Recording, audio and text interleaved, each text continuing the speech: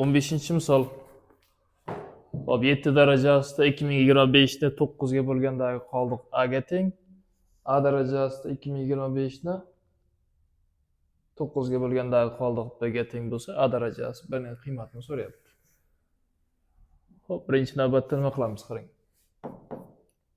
Hop, 7 darajasi 2025 ni 9 ga bo'lsak, ya'ni qanday qoldiq qoladi shuni bilib olaylik. Masalan, mana buni 7 darajasi 3 ning darajasida 2025 da 3 ga bo'lsa, 6 tadan 18, 2, 22-da 7 tadan 21, 15, 5 tadan bo'ladimi? 675-darajasi bo'lar ekan. Bo'lingan 9. 7 ning kubi 343. 343 darajasida 675 bo'lingan 9. Hop.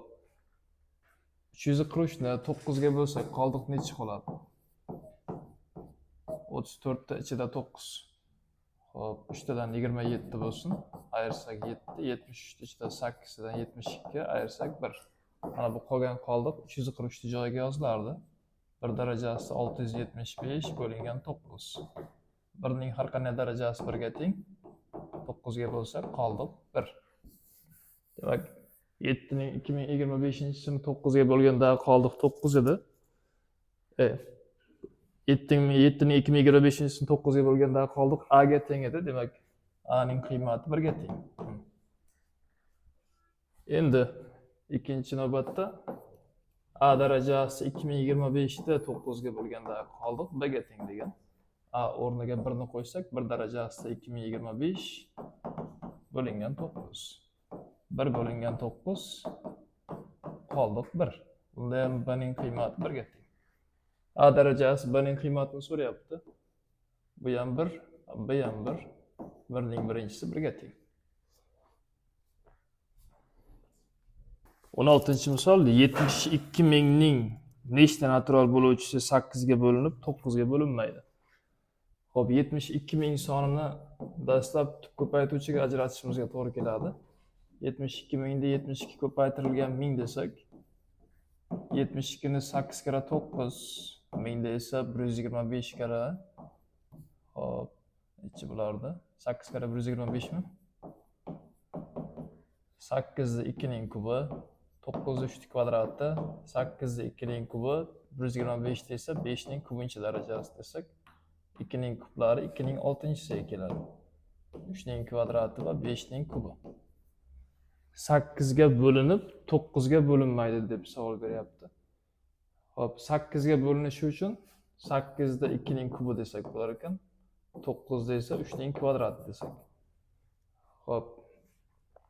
Bunday aytganda bu 2 ning kubi, mana bunda 2 ning kubigacha bo'lgan son 2 ning 0-chisi bitta kvadrat, 2 ning birinchisi 2 ta, ikkinchisi 3 ta va uchinchisi 4 ta bo'ladi. Hop. 3 ning kvadrati bo'lganda esa 3 ta birinchisi, 3 ta 0-chisi, 3 ta ikkinchisi olinadi. Ya'ni 3 ta birinchisi bilan 3 ta ikkinchisi 2 ta deb qarasak, mana bu 5 ning kubi esa 4 ta deb qarasak, natija 32 ta degan son chiqib keladi. 17-chi misol A, B, C turli raqamlar uchun mana bu tenglik berilgan. A kvadrat plus B kvadrat plus S kvadrat so'ragan. Dastlab mana bu 2 xonali son, 3 xonali sonlarni yoyib olaylik. Ya'ni birinchi qiladigan ishimiz A plus mana bu 10 ta A plus bitta B plus 3 xonali sonni yoyish tartibi 100 ta A plus 10 ta B plus bitta C teng B, C, B ni yoyadigan bo'lsak 100 ta B plus 10 ta C plus bitta B ga kelar ekan. Soddalashtirsak A'lar soni 11 ta, bu bilan 111 ta A teng. Hop, 100 ta B bor, bu bilan 101 ta bo'ladi. Yana aytaylikki 100 dan 10 ta buni ayirsam, mana bularni qisqartirib olaylik. Hop, 100 ta Bdan 10 ta buni ayirsam 90 ta. Hop, S qoldi. Qaysi? 10 ta S dan bitta S ta ayirsam plus 9 ta S. Buni har ikkala qismini 3 ga bo'ladigan bo'lsak, 3 ga bo'lib oladigan bo'lsak, bu 37 ta A teng bu 30 ta B plus bu esa 3 ta S ga keladi. İki taraf teng bo'lsin. Xo'p, A o'rniga aytaylikki 3 qo'yadigan bo'lsam, 37 kara 3 teng 30 ta B plus 3 ta S deylik. 37 kara 3'imiz 21, 7 kara 3'imiz mana bu esa 111. 30 ta B plus 3 ta S bo'lsin mana. Xo'p, B o'rniga 3, S o'rniga yani 3 kara 30'imiz 90. 90 ga nechini qo'shsak 111 bo'ladi? Xo'p. 111 dan 90 ni ayirsak 11 mi? 21 emasmi? S qiymat 7 bo'ladi. Tushunarli? Ya'ni 90 ga 21 ni qo'shsak 111. Birinchi holatda. Ikkinchi holatda A ning qiymatini aytaylikki 6 desak. 111 ko'paytirilgan 6 teng 90 ta B. Yo'q. Mana bundagi 37 ta ga qo'yamiz. 37 ko'paytirilgan 6 teng 30 ta B plus 3 ta S desak. 37 kara 6'miz demak 6 kara 7 42. 18 ga 4 qo'shsak 22 mi? Teng 30 ta B plus 3 ta S deb kiritsak.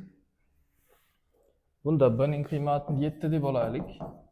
7 kara 30'imiz 210. 210 ga nechini qo'shsak 222 bo'ladi? 210 ga 12 ni qo'shsak, to'g'rimi? Ya'ni 3 kara necha bo'ladi keyin? 4. ABC'larning qiymatlari kelib chiqdi mana. Adashdikmi? B ning qiymatini 3 dedik. S qiymatini 7 dedik. A ning qiymatini 3 dedik. Xo'p, qaraylikchi, mana bu A kvadrat plus B kvadrat plus S kvadrat. A o'rniga 3 qo'yganimizda 3 ning kvadrati plus B ni o'rniga 3 qo'yapmiz. S o'rniga 7 qo'yapmiz. 9 plus 9 plus 49. Hop, 18 ga 49 qo'shsak 60 nechi? 7 edi. Hop, bunisida ya'ni A kvadrat plus B kvadrat plus S kvadrat desak. A o'rniga 6 qo'ydik. B o'rniga 7 qo'ydik mana. S o'rnigachi 4 qo'ydik. Teng 36 plus 49 plus 16. Xo'p, natija qancha olibshi? 101 ga keladi. Endi javoblari qanday? 17-misolmada.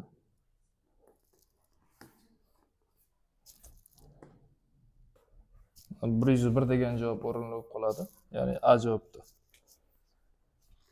18-misolda n natural sonni 48 ga ham, 49 ga ham bo'lgandagi qoldiq 47 bo'lsa, shu sonni 42 ga bo'lgandagi qoldiqni so'rayapti. Demak, n ni 48 ga bo'lsak qoldiq 47 ekan, demak n ning qiymatini 47 deb kiritsak bo'ladi. Bunda ham xuddi shunday. N ning qiymati 47.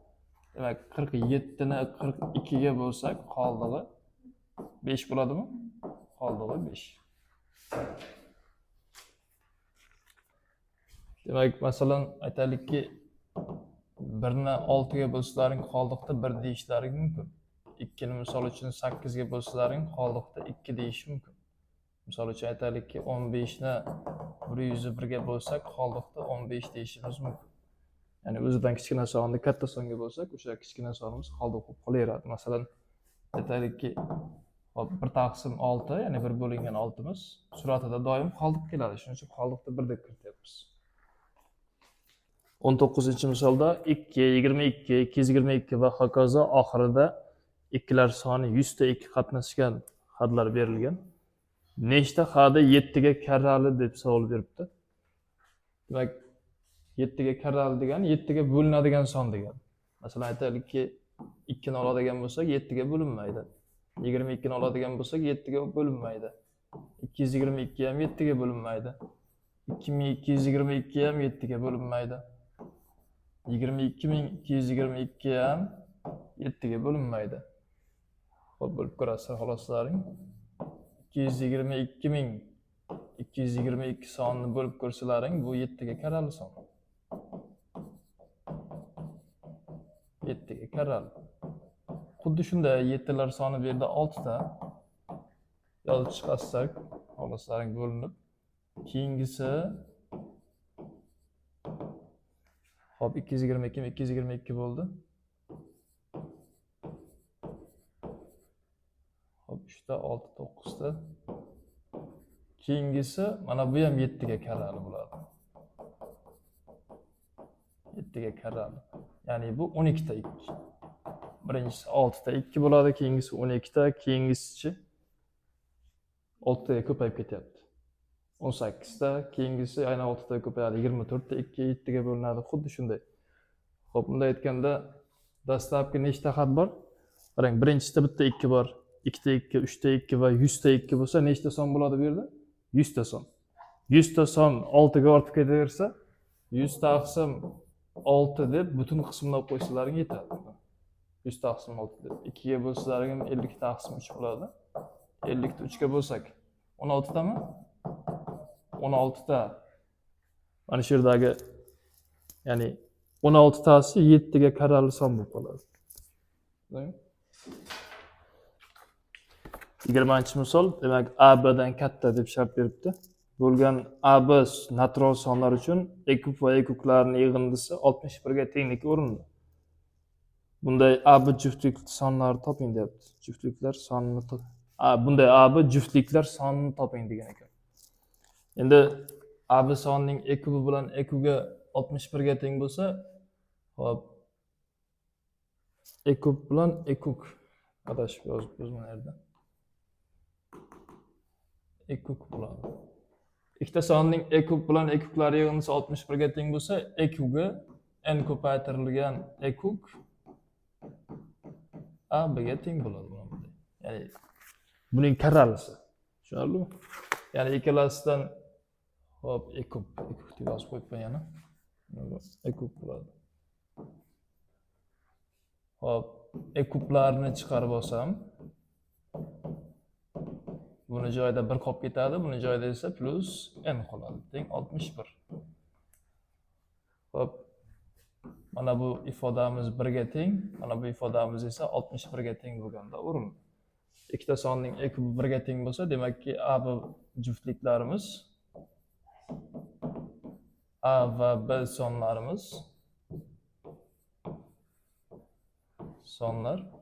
o'zaro tup. O'zaro tup bo'ladi. Demakki 1 plus n'imiz 61 ga teng bo'lsa, bundan n ning qiymati 60 ga tengligi kelib chiqardi. N ning qiymati 60. Ikkita o'zaro tup sonlar, ya'ni ekubi 1 ga teng bo'lgan A va B sonlarining ekubi 1 ga teng, A, B sonlarimiz o'zaro tup. N ning qiymati 60 ga teng. Xo'p, qanday sonlarni tanlay olamiz? Demak, ekuk eng kichik umumiy karralisi, ya'ni A va B sonlarining eng kichik umumiy karralisi 60 ga teng. Demakki, bu sonlarning ko'paytmasi 60 bo'ladi. Aytganda 2 ko'paytirilgan yoki 1 ko'paytirilgan hop 60imiz 60 ga teng. 2 ko'paytirilgan 30imiz 60 ga teng. 3 ko'paytirilgan 20 60 ga teng. Hop, 4 ko'paytirilgan 15 60 ga teng. 5 ko'paytirilgan 12 60 ga teng. Yana qaysi sonlar? 6 ko'paytirilgan 10 60 ga teng. 7 8 10 bo'ladi. Mana shu holatda saqlanadi. Keyingisi teskari olib kelaveradi. A va B sonlarini o'zaro tup degandik. 1 bilan 60 o'zaro tup, 2 bilan 30 o'zaro tup emas, 3 bilan 20 o'zaro tup, 4 bilan 15 o'zaro tup son, 5 bilan 12 ham o'zaro tup son, 6 bilan 10 esa o'zaro tup emas. Shunda juftliklardan nechta deganda 1 2 3 4 ta degan yechim kelib chiqadi. 22-misol, x va y natural sonlar uchun Mana bu tenglik o'rinli bo'lsa, x plus y ning eng kichik qiymatini so'rabdi. X taqsim y bu davriy kasrda aralash kasrga o'tkazaylik. Hop 900, ya'ni 243 dan 24 ta ayirishimiz kerak bo'ladi. 1,900 243 dan 24 ta ayirsak 9 1 219 kelar ekan. Hop bu surat mahraji 3 ga bo'linadi. Biling. Ya'ni 1,73 taqsim 300 degan songa keladi. Buni esa aralash kasrga, noto'g'ri kasrga o'tkazsak 373 ga kelib qoladi. Demak, x taqsim y'imiz 373 taqsim 300 degan songa kelyapti. Demakki x 373 ga to'g'ri proporsional, y 300 ga to'g'ri proporsional.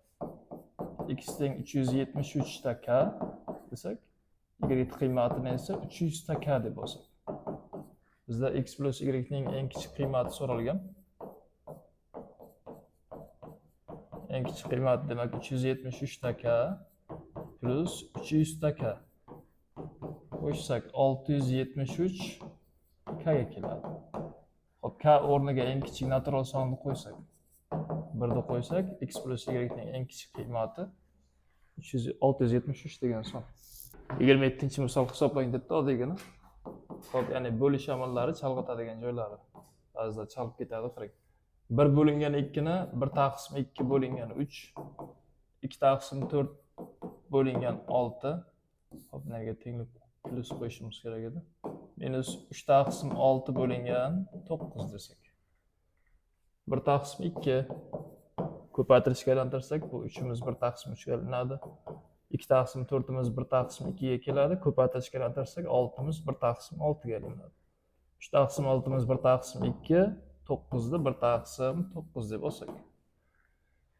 Hop, bu esa to'g'ridan to'g'ri ko'paytirsak ham bo'laveradi. 1 taqsim 6 plus 6 kare 2 1 taqsim 12, 9 kare 2 1 taqsim 18. Ularga umumiy mahrajimiz 36 bo'lsin. Bunga 6 tadan, bunga 3 tadan, bunga esa 2 tadan bo'lsin. 6 plus 3 plus 2. Natija 11 taqsim 36 ga kelib qolar ekan. Mana bu yerda minus ekan. Minus bo'lgandan keyin mana bu ayrilib ketadi.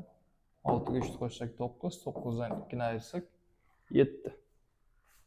28-misol A va B natural sonlar uchun mana bu tengsizlik o'rinli bo'lsa, A taqsim B'ning eng katta va eng kichik qiymatlarini toping degan. A ning qiymati 4 bilan 8 orasida ekan. B ning qiymati esa 8 bilan 15 ta orasida. Ya'ni A ning qabul qilgan qiymati 4 dan 8 gacha, 4 bilan 8 kirmaydi. B ning qabul qilgan qiymati 8 dan 15 gacha, 8 bilan 15 ham kirmaydi. Qat'iy tengsizlik bo'lganligi uchun.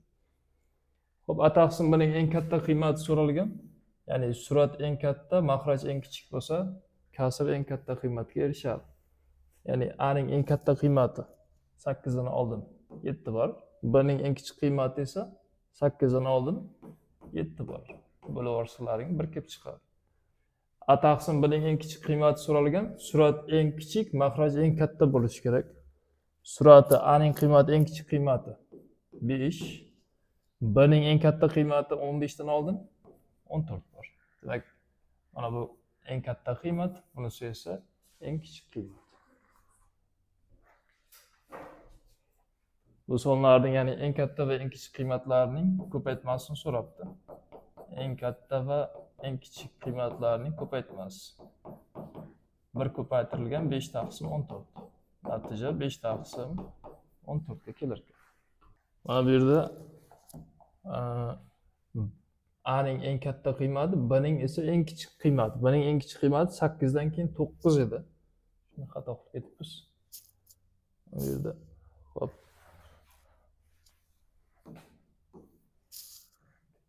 To'qqiz edi, natija 7 taqsim 9. Xo'p, shundagiga 7 taqsim 9 ga 5 taqsim 14 ni ko'paytirishimiz kerak bo'ladi. 5 taqsim 14 ga ham to'xtalaylik. Mana bu. Xo'p. Kichik qiymatga erishish uchun A ning eng kichik qiymati kerak bo'ladi bizga. A ning eng kichik qiymati 5. B ning eng katta qiymati 14. Bu to'g'ri ekan. Xo'p, shunda agar 14 ni 7 ga bo'lsak 2, 5 taqsim 9 kare 2, 18 degan javob. 34-misol. Verguldan keyin bitta raqamdan iborat bo'lgan o'nli kasr butun qismgacha yaxlitlanganda butun qismi bittaga oshadi. Bu sonning kasr qismi necha xil qiymat qabul qiladi? Xo'sh, masalan, verguldan keyin bitta raqamdan iborat bo'lgan o'nli kasr butun qismgacha yaxlitlanganda bitta qismga oshadi.